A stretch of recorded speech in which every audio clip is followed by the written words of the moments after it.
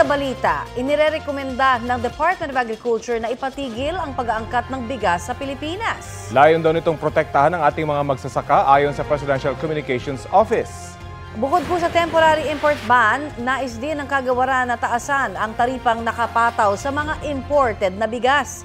Tatalakayin ito ng gabinete kasama ang Pangulo sa sidelines ng kanyang state visit sa India. Ngayong umaga, bumiyahe na pa New Delhi si Pangulong Bongbong Marcos kasabay ng state visit ng Pangulo roon ang ika-75 anibersaryo ng diplomatic relations ng Pilipinas at ng India.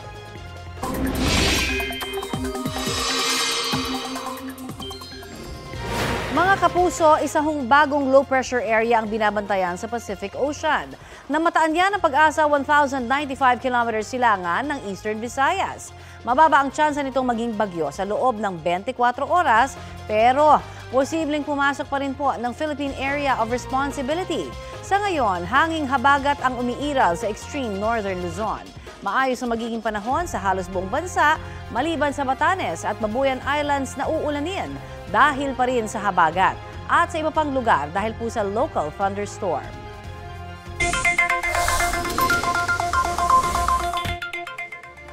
Eto na ang bip-bip natin sa mga motorista. Big time oil price hike ang ipatutupad ng ilang kumpanya ng langis simula po bukas. Batay sa anunsyo ng ilang oil companies, halos 2 pesos ang dagdag sa kada litro ng gasolina, 1 peso and 20 centavos naman ang taas presyo sa diesel.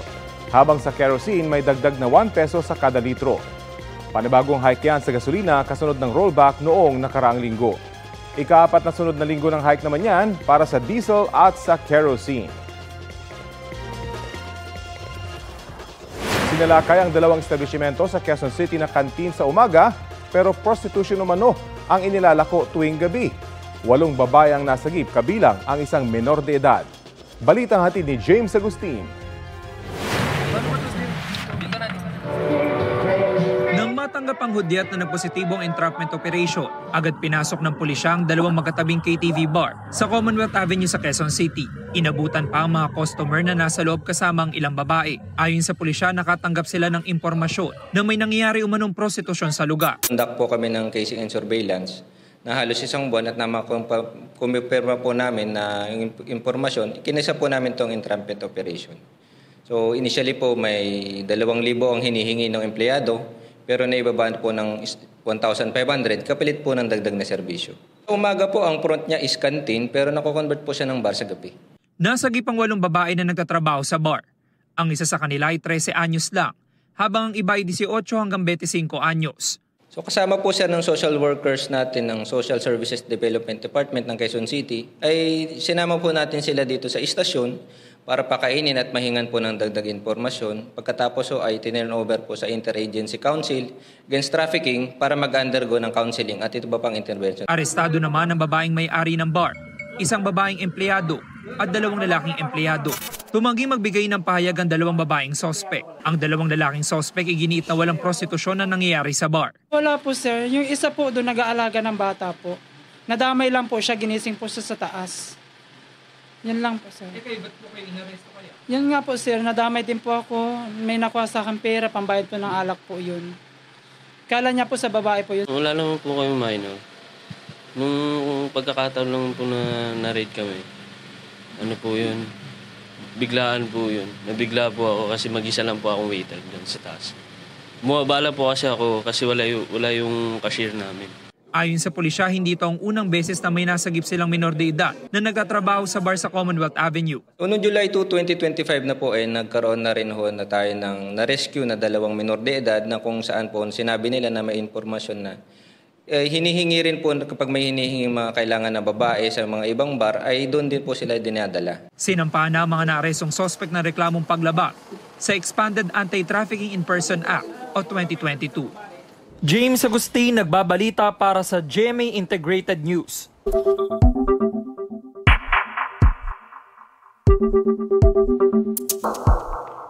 Bago ang pagtalakay ng Senado sa impeachment ni Vice President Sara Duterte sa Miyerkules, tingin ng ilang senador dapat hintayin muna nilang maghain ng motion for reconsideration ang Kamara kaugnay sa desisyon ng Korte Suprema. Para naman kay Senador Rodante Marcoleta, hindi na magbabago ang isip ng Korte. Balitang hatid ni Mav Gonzales.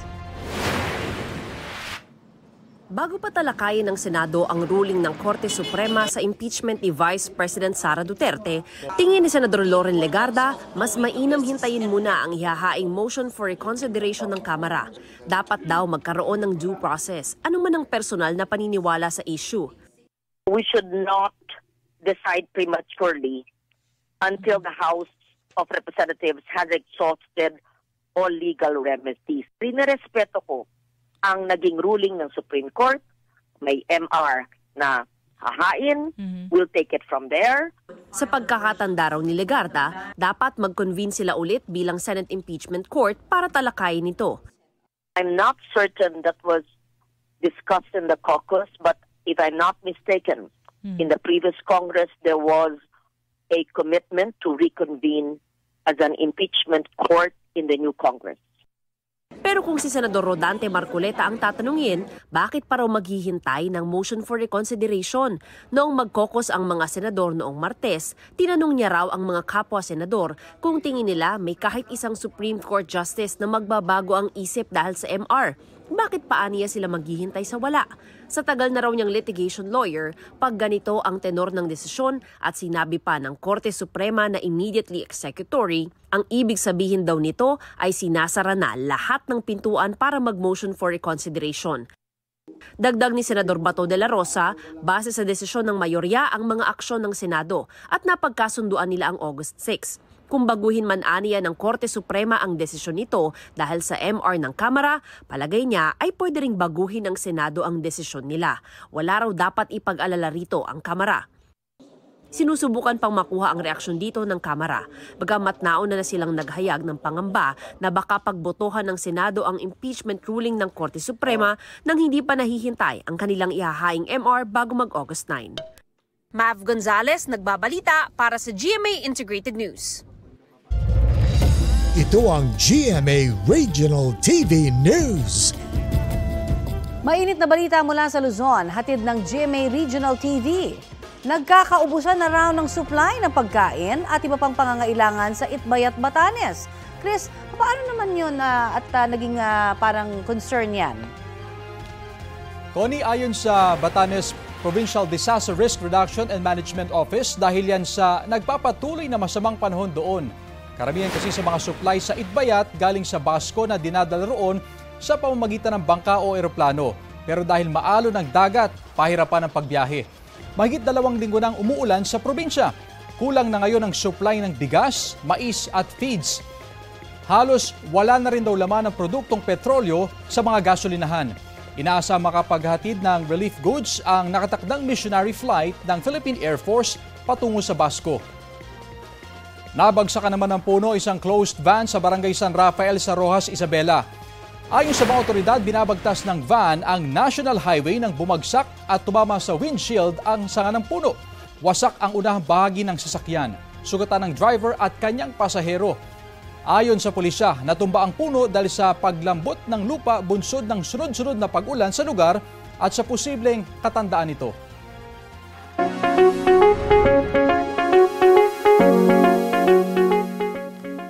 Ikinaalarma ng lokal na pamahalaan ng Quezon City ang biglang pagtaas ng kaso ng leptospirosis sa lungsod. Ayon sa datos ng Quezon City Epidemiology and Surveillance Division, 43 ang naitalang bagong kaso ng leptospirosis mula July 24 hanggang July 30. Kasunod po yan ng halos 1 linggong pag-uulan noong nakaraang buwan.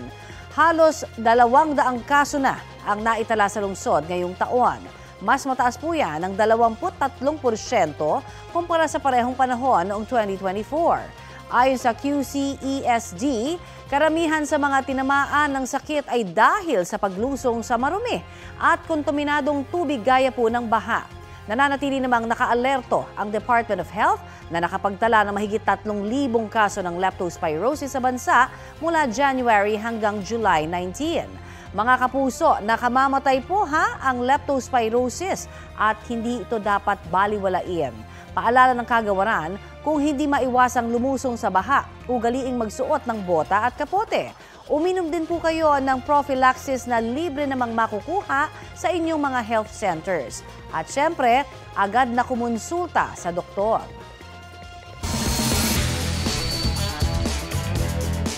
Panalo via majority decision si Pinoy boxer Jerwin Angcaja sa kanyang pagbabalik ring sa Amerika.